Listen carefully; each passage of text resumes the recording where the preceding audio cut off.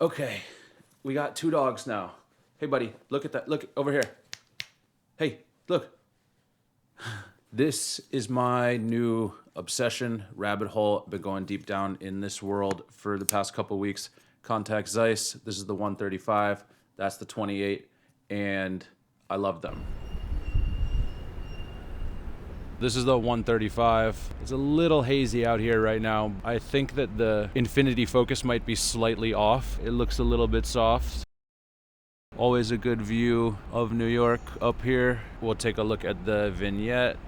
This is at a 5.6, and this is wide open, and we'll match the exposures and go back and forth between the two.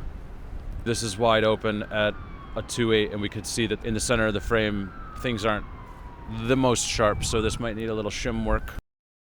This is the 28, and we'll push out to infinity, and everything is sharp there on this lens. This is the 28 at a 2.8, at a 4, and at a 5.6. Lenses that are older, but they were made really nicely and look really good. The close focus on this is really great too.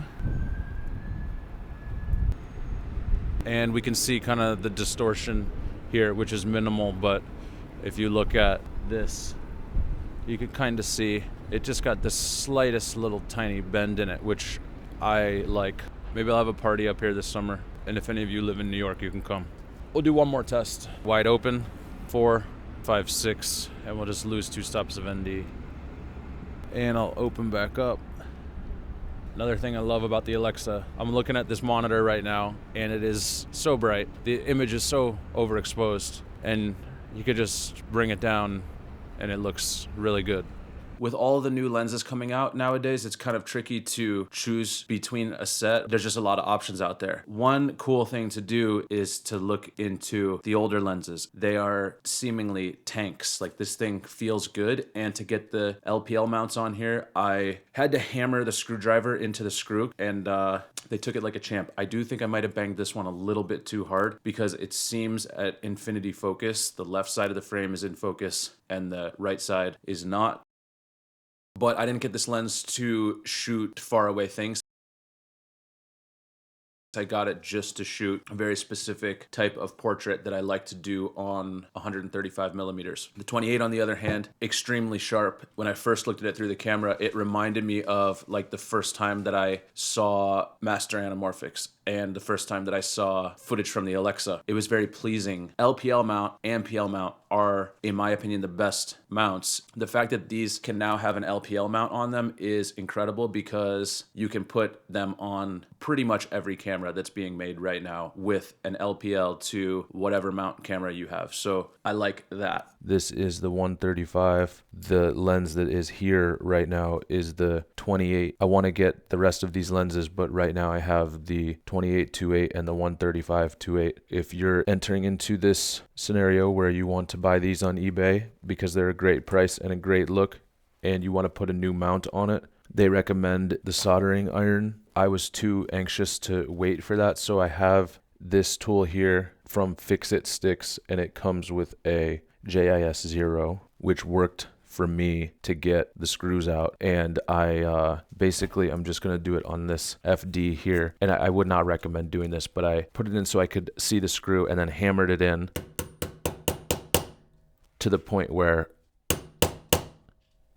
the screwdriver would stay up on its own. Be careful doing this, but it worked for me. I stripped a screw on this and I think 1 on this, but you only need to take out 3 of the 4. So this is the 135 shot by the 28, and this is the 28 shot by the 135.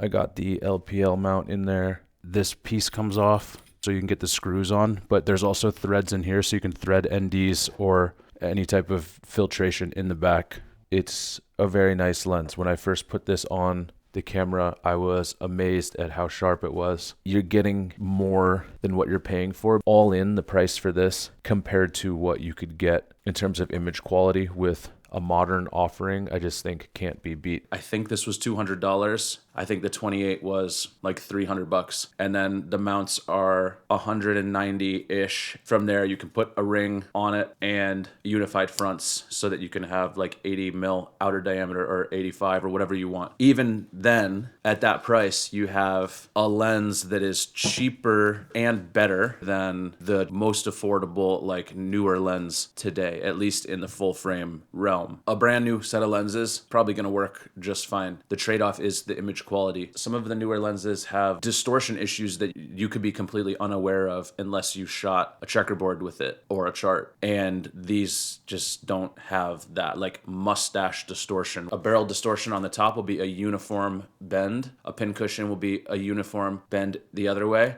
And mustache, it might be a little flat here and then go up and then flatten out and then go out again. And it's an odd type of distortion that happens on some lenses, but you could have mustache distortion on your lenses and not even know about it. You might notice it when you get into more of a technical situation where you have straight verticals and straight horizontals, and then one day you notice those horizontal lines on the top of the frame don't have a consistent distortion. And that's an element of lens manufacturers having that be within the design, like by accident. These don't have that. This is when I ran into it on a lens. There was a rectangle something on a table shooting directly down on it, and I see that the rectangle is not looking like a rectangle, and that was kind of a hassle. When you go out on the street and shoot some random footage and you have no control over what is in the frame, I feel that people tend to want to go the vintage route.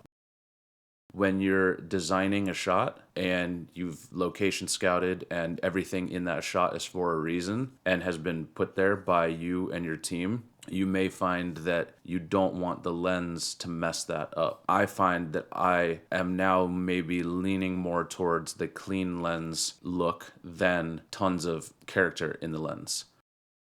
These specific lenses don't have a crazy look to them. They're sharp and clean and just look good. And if you're shooting something more surreal, like Blade Runner 2049, it is taking place not in our time right now, but it still looks pretty natural. The sets and the locations all look very wild, but if you stood in those areas, it would look like kind of what you see because of the lenses used. The character of the image is just within the image itself.